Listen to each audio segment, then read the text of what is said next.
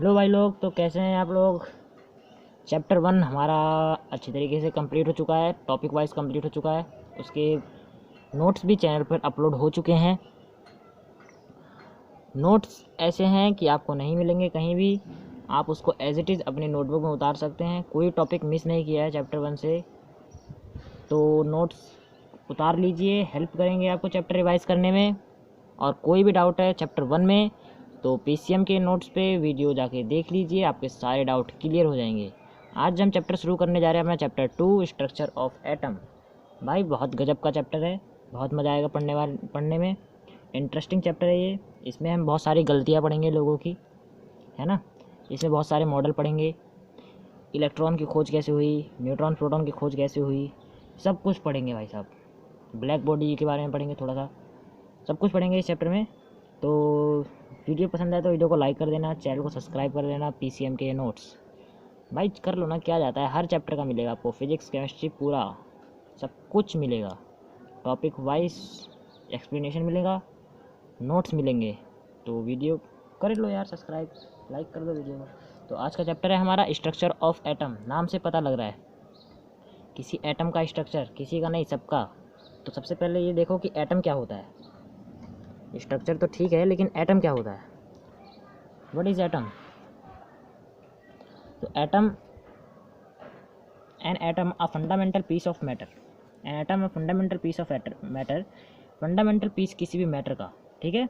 Everything in universe except energy, energy को छोड़ के यूनिवर्स में सब कुछ is made up of matter, matter से बना हुआ है। And so everything in the universe is made up of atom. अगर देखो मैटर की फंडामेंटल पीस क्या है, एटम है। और यूनिवर्स में एनर्जी को छोड़ के सब कुछ मैटर से बना हुआ है। तो हर चीज़ किससे बनी हुई है यूनिवर्स में, एटम से बनी हुई है ना। मैटर एटम से बना हुआ है, तो यूनिवर्स में हम सब कुछ एटम से ही बना हुआ है। And atom it self is made up of 3 tiny kinds of particle. और एटम खुद भी 3 छोटे छोटे पार्टिकल से मिलके बना है, जिनको हम कहते हैं सब एटॉमिक पार्टिकल्स। सब एटॉमिक पार्टिकल्स क्या होते हैं, प्रोटॉन्स, न्यूट्रॉन्स, इलेक्ट्रॉन, जो कि एटम के अंदर प्रेजेंट होते हैं। ठीक है, मतलब अब पता लग गया ना एटम क्या होता है। एटम वो चीज़ है, किसी मैटर की पीस है, जो फंडामेंटल पीस है मैटर का।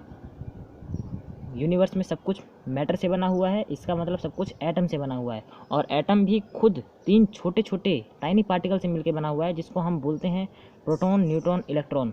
तो अब हमारा पहला टॉपिक यही आता है कि डिस्कवरी ऑफ इलेक्ट्रॉन। चैप्टर में पहला टॉपिक यही है इंपॉर्टेंट, डिस्कवरी ऑफ इलेक्ट्रॉन। यहीं से चैप्टर हमारा शुरू होता है। इलेक्ट्रॉन को डिस्कवर करने के लिए हमें एक एक्सपेरिमेंट करने की ज़रूरत पड़ी। हमें नहीं, जो जिस साइंटिस्ट ने किया था उसको, उनको इज्जत से नाम लो। बहुत बड़ी पार्टी थी वो लोग, बहुत अमीर अमीर ज़्यादा लोग थे, बहुत दिमागदार बुद्धिमान लोग थे भाई। तो उन्होंने एक एक्सपेरिमेंट किया। उस एक्सपेरिमेंट में क्या किया इन्होंने, एक कैथोड डिस्चार्ज ट्यूब ली। ठीक है, कैथोड की एक डिस्चार्ज ट्यूब ली। ये है कैथोड की डिस्चार्ज ट्यूब। इसमें इन्होंने बहुत लो प्रेशर जनरेट किया। वैक्यूम के आसपास का प्रेशर था इसके अंदर, मतलब वैक्यूम मान लो नेग्लिजिबल प्रेशर था इसके अंदर। 2 मेटल्स की प्लेट लगाई 2 साइड, ठीक है। उसको बहुत हाई वोल्टेज से कनेक्ट कर दिया मेटल को, ठीक है। जिसको एक का नाम रखा कैथोड, एक का नाम एनोड। कैथोड था जो वो नेगेटिव था, एनोड था जो वो पॉजिटिव था।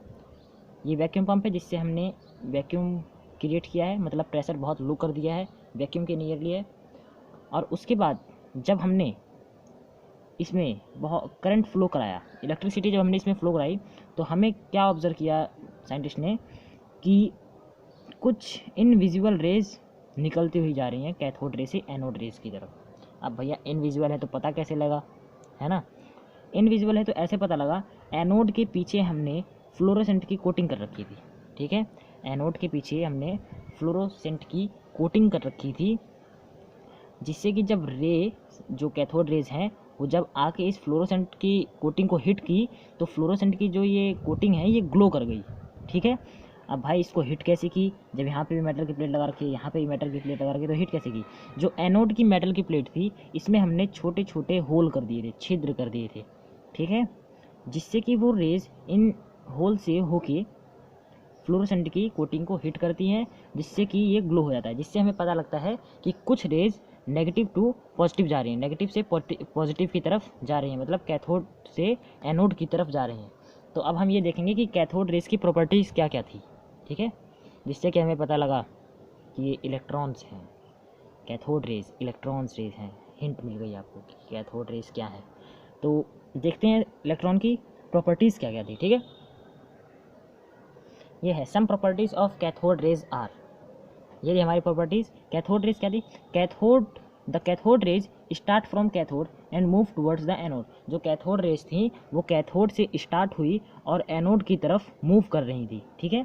They are negatively charge particle, ये जो थी ये नेगेटिवली चार्ज पार्टिकल थे, क्योंकि ये नेगेटिव से पॉजिटिव की तरफ जा रहे थे। अब आपको रिपल्जन और अट्रैक्शन के बारे में तो पता ही होगा, दो सेम साइन के चार्जेस जो होते हैं वो एक दूसरे से दूर भागते हैं, वो एक दूसरे को पसंद नहीं करते। हम तुम्हें पसंद नहीं करते, जाओ प्लस प्लस।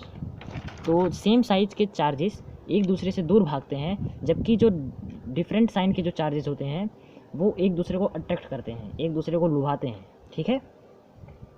तो यहाँ पे नेगेटिव ने पॉजिटिव को अपनी तरफ अट्रैक्ट कर लिया, सॉरी पॉजिटिव ने नेगेटिव को अपनी तरफ अट्रैक्ट कर लिया। कैथोड रेज निकल रही थी, एनोड की तरफ आ रही थी, तो जो कैथोड रेज थी वो नेगेटिवली चार्ज पार्टिकल थे। इससे हमें एक चीज़ और पता लग गई ऑब्जर्वेशन से। उसके बाद क्या था, they are travel in a straight line, जो कैथोड रेज थी वो स्ट्रेट लाइन में ट्रैवल कर रही थी, मतलब सीधे सीधे चल रही थी। अगला पॉइंट क्या है, they can heat object that they heat, इन्होंने उस ऑब्जेक्ट को हीट कर दिया जिसको इन्होंने हिट किया, ठीक है। Because raise have kinetic energy which is converted into heat energy, क्योंकि जब कोई चीज़ मूव कर रही है तो उसके पास कोई ना कोई एनर्जी तो होगी, जो कि थी काइनेटिक एनर्जी। और जब उसने उस चीज़ को हिट किया जिस पे वो स्ट्राइक कर रही थी फ्लोरोसेंट कोटिंग पे, तो उसको उसने हीट कर दिया, काइनेटिक एनर्जी जो है कन्वर्ट हो गई हीट एनर्जी में, ठीक है।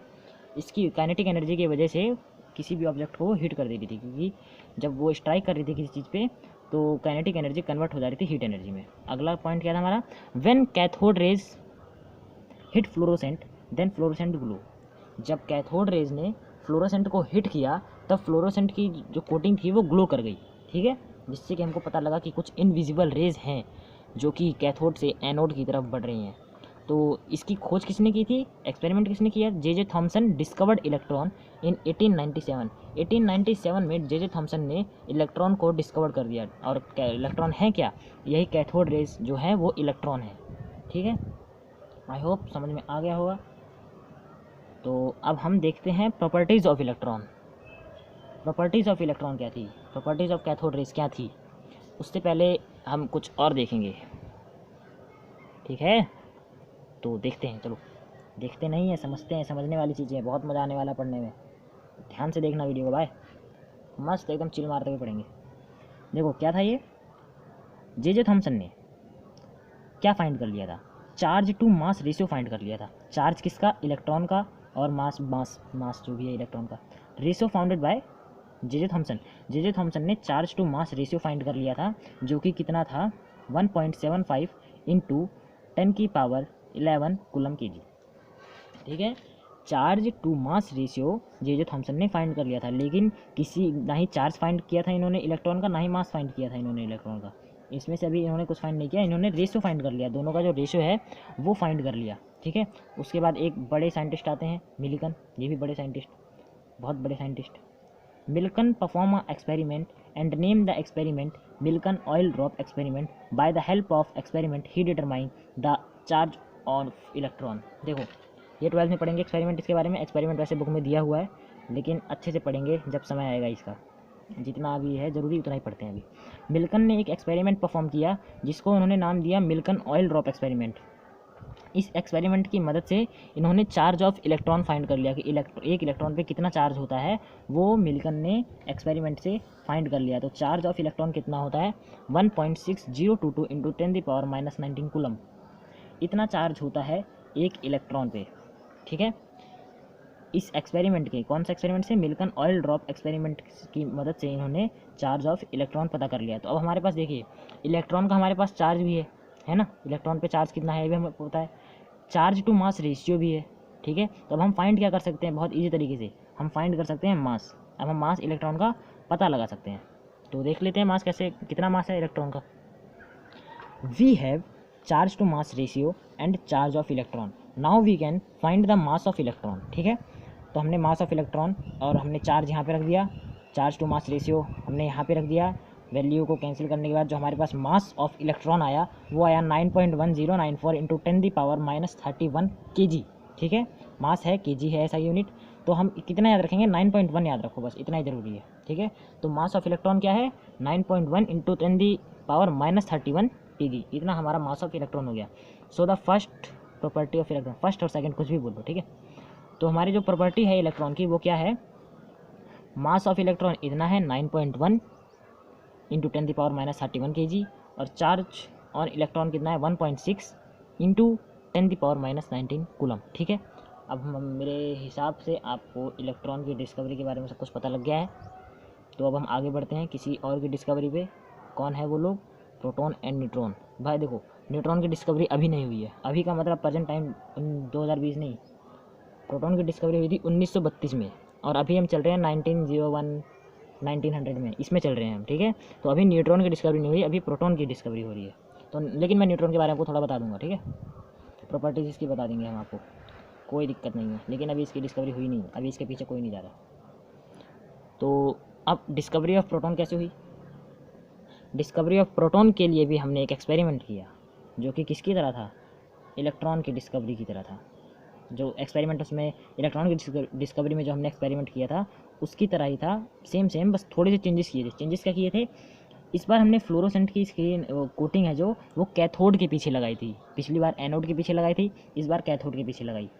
और इस बार जो हमने प्रेशर जनरेट किया वो थोड़ा सा हाई है, पिछले वाले एक्सपेरिमेंट के मुताबिक थोड़ा सा हाई है, उसके कंपेयर करें तो उससे हाई है, वैक्यूम के नियर नहीं है, थोड़ा हाई प्रेशर है इसमें। ठीक है, और हाई वोल्टेज उतना ही है, एनोड पॉजिटिव है, कैथोड नेगेटिव है, फ्लोरोसेंट की स्क्रीन कैथोड के पीछे है।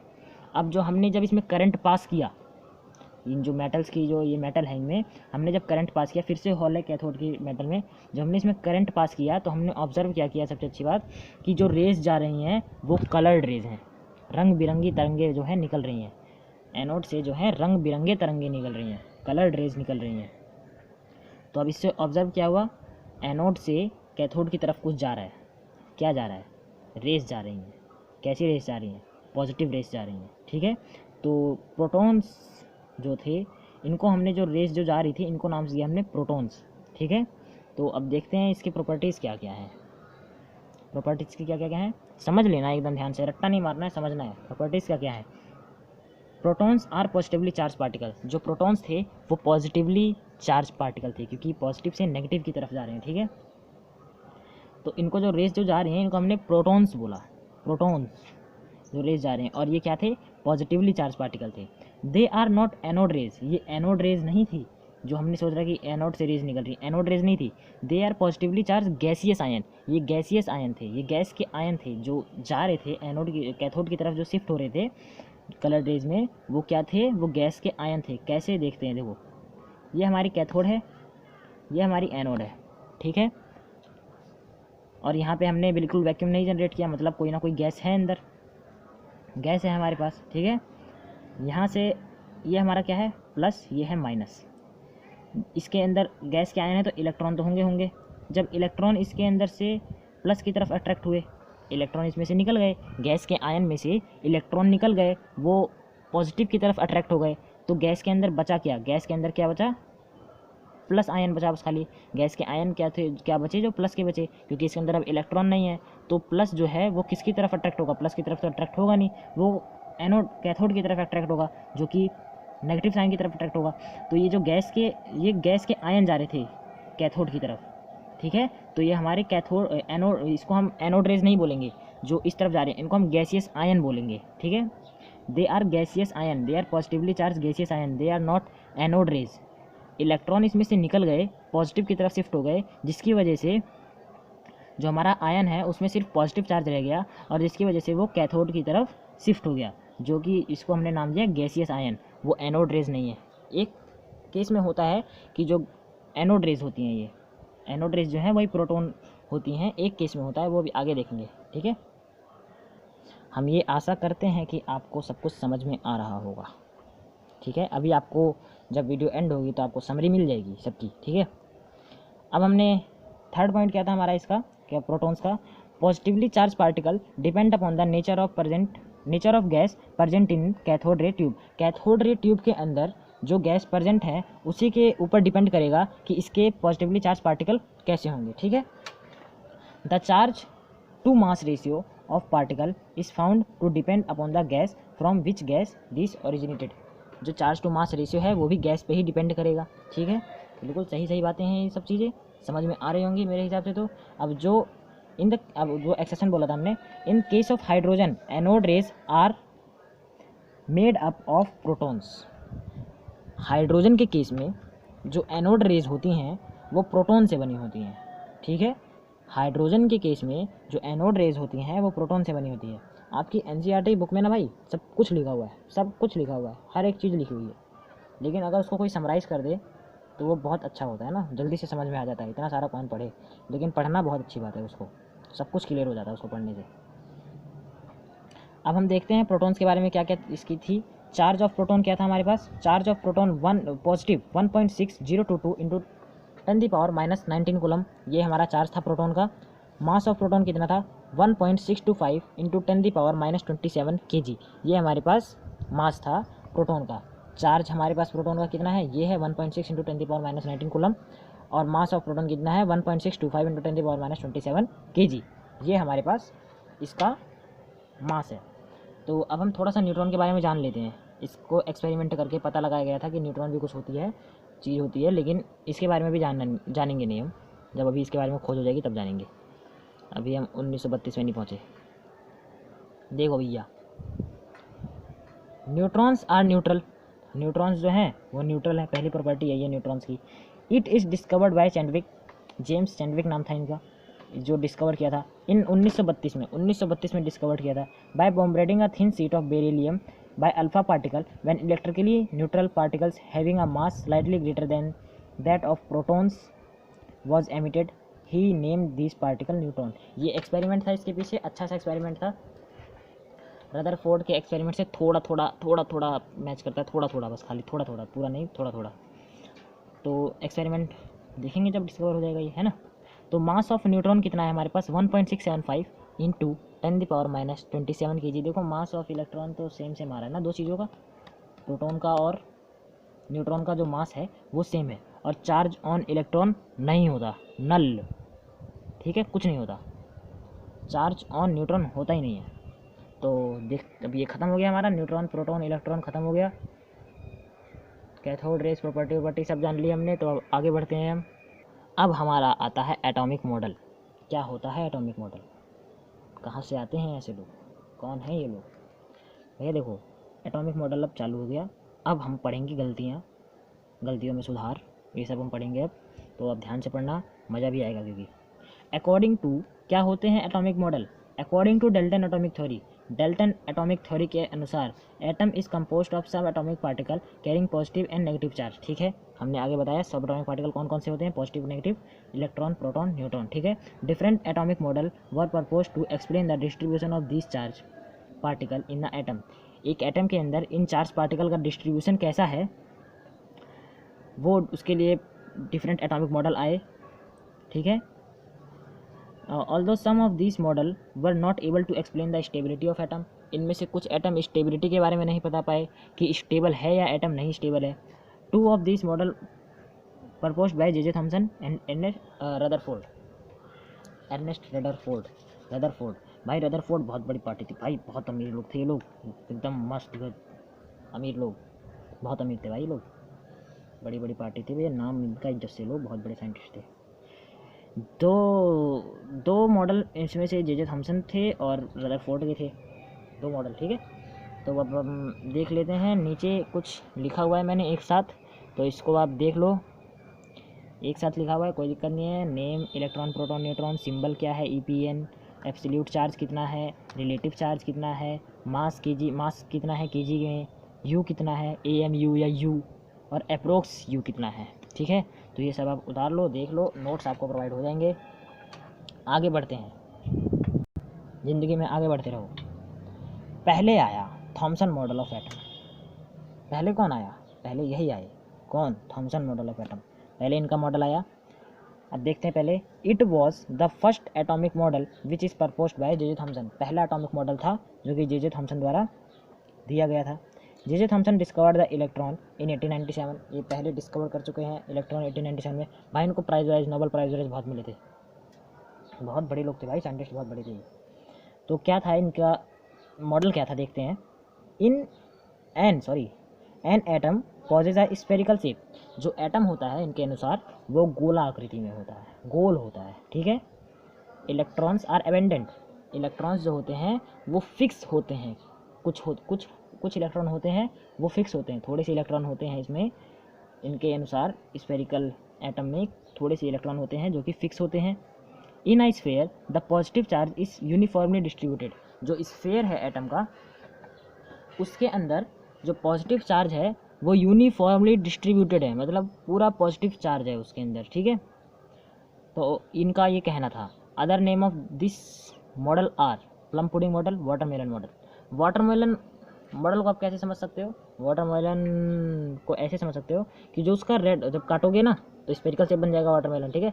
उसके अंदर जो रेड पार्ट है, रेड पार्टिकल पूरा पॉजिटिव चार्ज है, यूनिफॉर्मली डिस्ट्रीब्यूटेड, ठीक है। रेड वाला पार्ट हमारा पॉजिटिव चार्ज है, और जो उसके अंदर बीज हैं काली काली, वो इलेक्ट्रॉन्स हैं जो कि फिक्स हैं एक जगह पे, एबेंडेंट है। तो यही था हमारा थॉमसन का मॉडल। तो अब आगे वाले मॉडल पे चलते हैं। इसके बाद कौन आया वो देखते हैं। थॉमसन का मॉडल समझ में आ गया होगा आपको। स्फेरिकल शेप है, इलेक्ट्रॉन्स एबेंडेंट है, पॉजिटिव चार्ज फ्रिक्वेंटली डिस्ट्रीब्यूटेड है, यूनिफॉर्मली डिस्ट्रीब्यूटेड है, और इसके अदर नेम बहुत सारे हैं, प्लम पुडिंग, वाटरमेलन, खीर भी बोल दो इसको।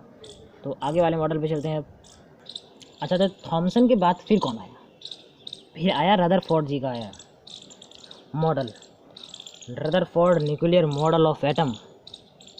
बहुत अमीर साइंटिस्ट थे भाई ये, बहुत बड़े साइंटिस्ट थे, बहुत दिमागदार, बुद्धिमान, ऐसे ऐसे साइंटिस्ट। बताओ, ये सब बना के चले गए हमारे लिए, हमको पढ़ना पड़ेगा भाई, अब मजबूरी है। जो आवाज़ सुन रहे हो ये गिलहरियाँ बोल रही हैं, पता नहीं क्यों बोल रही हैं, बोलने तो चलो, अपना काम कर रही हैं वो भी, हम भी अपना काम करते हैं। तो रदरफोर्ड जी का मॉडल आया जिसका नाम था Rutherford nuclear model of atom, ठीक है। Rutherford nuclear model of atom क्या था? एक्सपेरिमेंट द्वारा इन्होंने कुछ पता लगाया था, ठीक है। एक्सपेरिमेंट किया था, वो भी आपको बुक में दिखाऊंगा डायग्राम जो उसका है एक्सपेरिमेंट का। तो रदरफोर्ड परफॉर्म अ एक्सपेरिमेंट जिसका नाम था अल्फा पार्टिकल स्कैटरिंग एक्सपेरिमेंट। क्यों बोल रही हो इतना? चुप हो जाओ, परेशान हो रही हो तुम तो। अल्फा पार्टिकल स्कैटरिंग एक्सपेरिमेंट, ठीक है। ये इनके किसका नाम था? एक्सपेरिमेंट का नाम था, ठीक है। अब अल्फा पार्टिकल क्या होते हैं? Alpha particle are positively charge particle. Alpha particle जो होते हैं पॉजिटिवली चार्ज पार्टिकल होते हैं, इनके ऊपर +2 का चार्ज होता है। Alpha particle has a mass of 4 AMU। 4 AMU का मास होता है अल्फा पार्टिकल के पास, मतलब हैवी होते हैं ये थोड़े से, ठीक है। अल्फा पार्टिकल हैवी होते हैं और इनका मास जो होता है वो 4 AMU का होता है। ये जो है पॉजिटिवली चार्ज पार्टिकल होते हैं। तो ऑब्जर्वेशन तो हम बाद में देखेंगे, पहले हम डायग्राम देखते हैं, ठीक है। तो ये है हमारा एक्सपेरिमेंट, हमारा नहीं, रदरफोर्ड जी का experiment, alpha particle scattering experiment. ये है, देखो क्या क्या किया इन्होंने। अल्फ़ा पार्टिकल लिया, अल्फ़ा पार्टिकल के लिए इनको क्या चाहिए? अल्फ़ा पार्टिकल क्या है? रेडिएशन है भाई, ये रेडियो एक्टिव सब्सटेंस है। तो हमने उसका सोर्स ले लिया, अल्फ़ा पार्टिकल का सोर्स लिया हमने, आगे लेड की एक प्लेट लगाई, ठीक है। उसके पीछे फोटोग्राफिक प्लेट, मतलब फ्लोरोसेंट की प्लेट लगाई हमने, और उसके बाद बहुत थिन गोल्ड फॉइल ले ली, ठीक है। गोल्ड की फॉइल ले ली, बहुत थिन, बहुत महंगा एक्सपेरिमेंट है, बहुत महंगा एक्सपेरिमेंट है ये। बहुत थिन प्लेट ली हमने, प्लेट नहीं पेपर लिया, मतलब पेपर की तरह थिन था ये गोल्ड फॉइल की एक थिन ली हमने। अब देखो, अल्फ़ा पार्टिकल के रेडिएशन जो है वो हमेशा निकलते रहते हैं, ठीक है। ये रेडिएशन है भाई, हमेशा निकलती रहेगी, क्या कर लोगे, रोक नहीं सकते आप। तो जब सोर्स में से अल्फ़ा पार्टिकल निकले, लेड से होते हुए वो गोल्ड फॉइल को चीरते हुए आगे बढ़ गए, ठीक है। अल्फ़ा पार्टिकल को आप अभिमन्यु मान लो, गोल्ड फॉइल को आप चक्रव्यूह मान लो, है भाई, आसान तरीके से समझो, कोई दिक्कत नहीं है। अल्फ़ा पार्टिकल जो है, अभिमन्यु ने गोल्ड फॉइल को चीर लिया, मतलब चीरने का मतलब फाड़ नहीं दिया, उसके अंदर से रेडिएशन पास हो गई। अब ऑब्जर्वेशन क्या है, ये देखो, ऑब्जर्वेशन हमारे पास अभी हम देखेंगे अपनी नोटबुक में जो हमने लिखा है। फिर से एक बार समझ लो, ये हमने सोर्स लिया अल्फ़ा पार्टिकल का, एक लेड की प्लेट लगाई, गोल्ड की फॉइल ली हमने थिन, और पीछे फ्लोरेसेंट स्क्रीन लगाई, ठीक है। रेडिएशन निकली, उसने गोल्ड फॉइल को क्रॉस करते हुए अपना रास्ता नापती गई वो, ठीक है। अब इससे हमारा जो क्या ऑब्जर्वेशन है वो देखते हैं हमारे पास ऑब्जर्वेशन क्या आया, ठीक है। अब देखो भैया ऑब्जर्वेशन क्या आया। ऑब्जर्वेशन ये आया, most of the alpha particle passed through gold foil undeflected. मतलब जो अल्फ़ा पार्टिकल थे, अभिमन्यु थे जो, वो गोल्ड फॉइल में से अनडिफ्लेक्टेड निकल गए। मतलब कुछ रोक टोक नहीं है, सीधा निकल गए, सीधा सीधा विदाउट डिफ्लेक्शन निकल गए, ठीक है। मोस्ट ऑफ द मतलब 99.9% ऑफ अल्फ़ा पार्टिकल अनडिफ्लेक्टेड निकल गए, ठीक है। Some of alpha particle deflected by इस वेरी स्मॉल एंगल।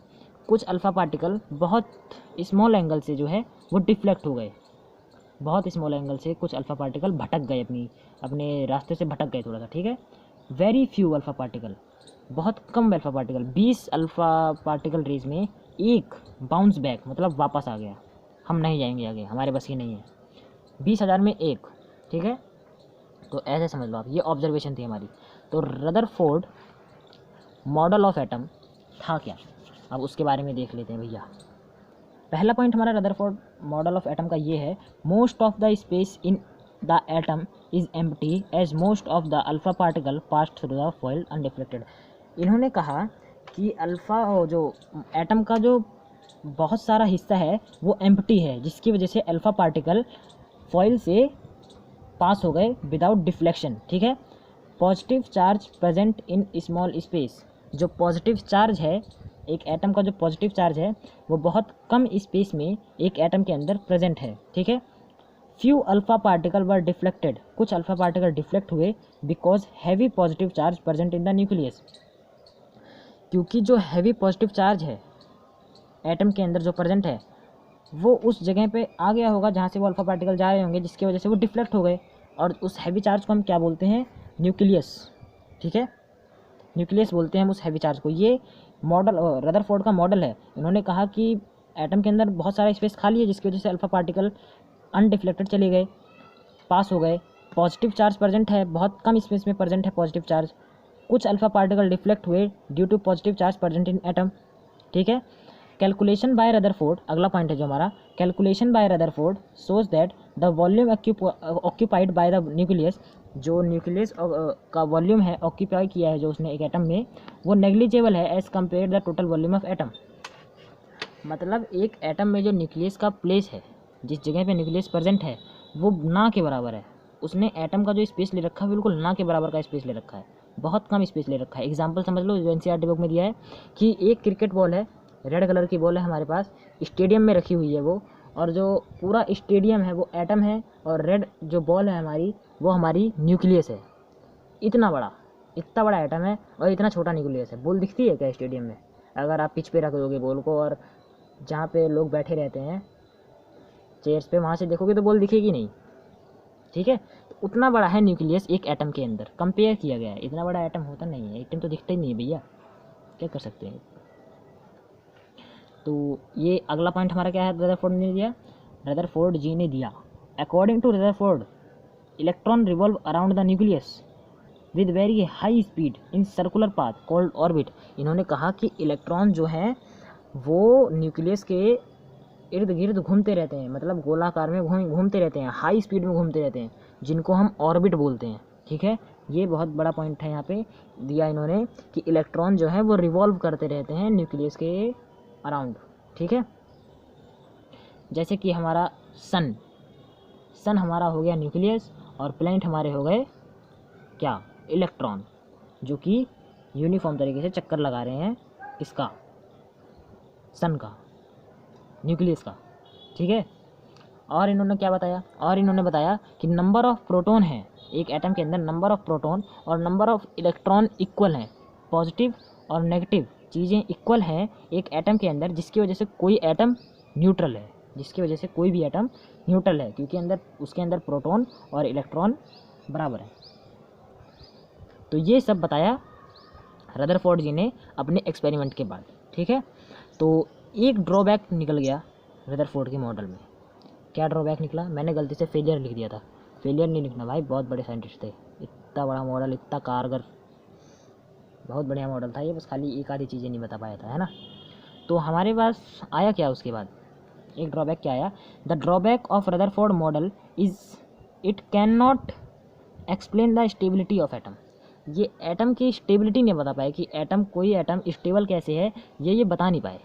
अब क्यों स्टेबल नहीं है, क्या है इसके पीछे का कारण, बुक में लिखा हुआ है, आप पढ़ोगे तो आपको समझ में आएगा, लेकिन मैं एक्सप्लेन कर देता हूँ। देखो, अगर आपके पास पॉजिटिव चीज़ है, न्यूक्लियस, ठीक है, उसके इर्द गिर्द इलेक्ट्रॉन घूम रहा है, ठीक है, इलेक्ट्रॉन अगर घूम रहा है तो उसके पास कुछ एनर्जी होगी। अब वो घूम रहा है तो घूमने में कुछ एनर्जी लगेगी। पॉजिटिव चार्ज हमारे पास जो न्यूक्लियस है वो हाई है, जब उसकी एनर्जी ख़त्म होगी इलेक्ट्रॉन की, तो जो पॉजिटिव चार्ज है वो इलेक्ट्रॉन को अपनी तरफ खींच लेगा, और अगर वो इलेक्ट्रॉन को अपनी तरफ खींच लेगा, अगर इलेक्ट्रॉन को अपनी तरफ खींच लेगा तो एटम जो है वो डिस्ट्रॉय, तबाह बर्बाद हो जाएगा, है ना। तो इसकी ये करनी बता नहीं पाए कि स्टेबल कैसे है एटम। और ये जो घूमता है इलेक्ट्रॉन, जो रिवॉल्व करता है न्यूक्लियस को, न्यूक्लियस के अराउंड जो रिवॉल्व करता है, ये किस फोर्स की वजह से रिवॉल्व करता है? सेंट्रीपिटल फोर्स की वजह से रिवॉल्व करता है। फिजिक्स में पढ़ेंगे, फिजिक्स में सेंट्रीपिटल फोर्स क्या होती है, फिजिक्स में पढ़ेंगे, है ना। तो ये था रदरफोर्ड का मॉडल, जिसमें एक ड्रॉबैक था और उन्होंने क्या क्या बताया था एक एटम के बारे में, वो सब था। तो अब आगे देख लेते हैं, कुछ है देखने लायक कि नहीं। अब आगे हमारे पास कुछ छोटी छोटी चीज़ें देखने के लिए हैं, लेकिन इसके क्वेश्चन हैं जो वो अच्छे हैं। बुक में जो 2 क्वेश्चन दे रखे हैं वो अच्छे हैं। एटॉमिक नंबर, एटॉमिक मास सबको पता है यार। देखो, the charge on the proton is equal to the opposite, is equal but opposite to that the electron. यार छोटी छोटी बातें क्या बताते रहते हो भाई। The number of proton present in the nucleus is equal to the atomic number present represented by Z, ठीक है। नंबर ऑफ प्रोटॉन्स ये है हमारे एटॉमिक नंबर, जितने प्रोटॉन होंगे वही उसका एटॉमिक नंबर होगा। तो इसका मतलब क्या है, एटॉमिक नंबर क्या है, Z is equal to number of proton in nucleus, number of electron in nucleus. एक न्यूक्लियस के अंदर जितने इलेक्ट्रॉन हैं या जितने प्रोटॉन हैं, न्यूक्लियस और प्रोटॉन और इलेक्ट्रॉन बराबर हैं, ठीक है। तो जितने प्रोटॉन हैं उतने ही इलेक्ट्रॉन हैं, जिसको हम क्या बोलेंगे, जेड, जो हमारा क्या होगा, एटॉमिक नंबर। मास नंबर क्या होता है, mass of the nucleus due to proton and neutron. Mass किसकी वजह से होता है, न्यूट्रॉन की वजह से और प्रोटॉन की वजह से हमारा मास डिसाइड होता है। तो मास का नंबर क्या होता है, number of proton plus number of neutron, यही हमारा मास नंबर हो जाता है। आइसोटॉप, आइसोबार, आइसोटॉप्स क्या होते हैं, same atomic number but different mass number, atomic number same, mass number different. Isobar क्या होता है, same mass number but different atomic number, mass number same है लेकिन एटम नंबर क्या है, या एटॉमिक नंबर क्या है, डिफरेंट है। इसका क्वेश्चन है वो देख लेते हैं। देखो, पहला क्वेश्चन क्या है हमारा, पहला क्वेश्चन ये है, calculate the number of protons, neutrons and electron, ठीक है। Calculate the number of protons, neutrons and electron. तो इसको सॉल्व कर लेते हैं हम, है ना। हम किस में कैलकुलेट करना है हमको, बी आर दिया हुआ है जिसका मास नंबर 80 है और एटॉमिक नंबर 35 है। हमें इलेक्ट्रॉन, प्रोटॉन और न्यूट्रॉन की संख्या बतानी है, ठीक है। अब मैंने आपको क्या बताया था कि इलेक्ट्रॉन, ठीक है, इलेक्ट्रॉन और प्रोटॉन की संख्या सेम होती है, जिसकी वजह से हमारा एटॉमिक नंबर वही होता है। इलेक्ट्रॉन और प्रोटॉन की संख्या ही हमारा एटॉमिक नंबर होता है, ठीक है। तो क्या है हमारा एटॉमिक नंबर, हमारा एटॉमिक नंबर हो जाएगा 35, जिससे हमें क्या पता लग गया, इलेक्ट्रॉन और प्रोटॉन की संख्या कितनी है, 35, ठीक है। न्यूट्रॉन की संख्या निकालनी है हमें, मास नंबर कितना दिया हुआ है 80, न्यूट्रॉन 35 है हमारे पास, एटॉमिक नंबर हमारा 35 है, ये तो कुछ बन गया। तो न्यूट्रॉन की संख्या क्या हो जाएगी हमारे पास 45। हमारे पास इलेक्ट्रॉन 35 है, प्रोटॉन 35 है, न्यूट्रॉन 45 है। बहुत सरल क्वेश्चन था। अगला वाला क्वेश्चन अच्छा होगा। अगला क्वेश्चन है हमारा, the number of electron, proton and neutron in a species are equal to 18, 16 and 16 respectively, assign the proper symbol of species. बहुत अच्छा क्वेश्चन है, करते हैं इसको। कुछ इसमें ट्विस्ट है क्वेश्चन में थोड़ा सा। हमें क्या क्या दिया हुआ है, इलेक्ट्रॉन, प्रोटॉन, न्यूट्रॉन। इलेक्ट्रॉन कितने हैं 18, प्रोटॉन कितने हैं 16 और न्यूट्रॉन भी कितने हैं 16। तो हमें इसका क्या बताना है, पहले हम एटॉमिक मास नंबर बताते हैं इसका। Atomic mass, number of proton plus number of neutron कितने कितने हैं, 16 + 16 = 32, ठीक है। अब देखो हमारे पास इलेक्ट्रॉन ज़्यादा है, प्रोटॉन कम है। हमने क्या पढ़ा था कि इलेक्ट्रॉन और प्रोटॉन जब बराबर होंगे तो एटम न्यूट्रल होगा, लेकिन यहाँ पे न्यूट्रल नहीं है। तो इलेक्ट्रॉन माइनस प्रोटॉन, प्रोटॉन कितने हैं हमारे पास 16, इसका मतलब क्या आ गया, ये 2 आ गया। ठीक है, हमारे पास 2 आ गया। अब हमारे को मास नंबर हमारे पास आ गया 32, एटॉमिक नंबर आ गया हमारे पास 16। ठीक है, तो 16 किसका होता है, सल्फर। 16 32 और ये हमारे पास 2 आया है, तो ये 2 माइनस, क्योंकि जो है इलेक्ट्रॉन इसमें ज़्यादा है। तो हो गए हमारे क्वेश्चन भी। अब हम एक बार छोटा सा रिवीजन ले लेते हैं कि हमने क्या क्या पढ़ा इस वीडियो में। चैप्टर था हमारा स्ट्रक्चर ऑफ एटम, हमने पढ़ा एटम क्या होता है, सब एटॉमिक पार्टिकल क्या होते हैं, डिस्कवरी ऑफ इलेक्ट्रॉन कैसे हुई, एक एक्सपेरिमेंट द्वारा हुई, कैथोड डिस्चार्ज ट्यूब। हमने पढ़ा कि कैथोड रेज की प्रॉपर्टीज़ क्या हैं, किसने डिस्कवर किया, जे थॉमसन ने डिस्कवर किया। इलेक्ट्रॉन कब डिस्कवर हुआ, 1897 में डिस्कवर हुआ। प्रॉपर्टी ऑफ इलेक्ट्रॉन हमने पढ़ा, चार्ज टू मास रेशियो भी इन्होंने फाइंड किया था, जे थॉमसन ने। मिल्टन ने चार्ज फाइंड कर लिया कि कितना चार्ज है किस पर, इलेक्ट्रॉन पर।